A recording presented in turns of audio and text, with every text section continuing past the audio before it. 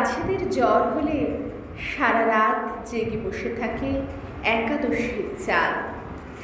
একটার পর একটা পাল্টে দেয় শিশিরের জলপটি।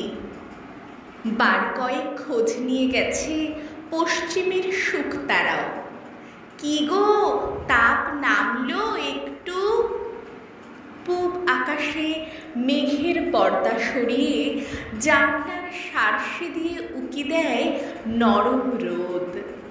চাঁদের চোখ জুড়ে তখন রাত জাগা ঘুম। আমি এবার আসি, গাছকে একটু দেখো, ও বড় সবুজ, ও বড় অবুঝ। যেতে যেতে চাঁদ বলে যায় সূর্যকে। এভাবেই পৃথিবীর সব দায়ভার হাত বদল হয়।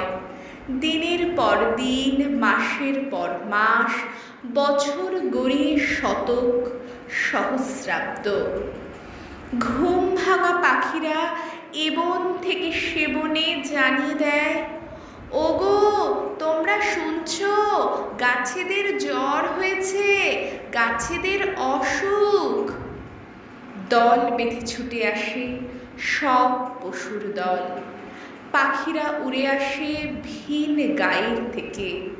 আর ছুটে আসে সব প্রজাপতি, কীট, অনামী পতঙ্গ আর জোনাকির দল। ওরা ঘিরে থাকে গাছেদের।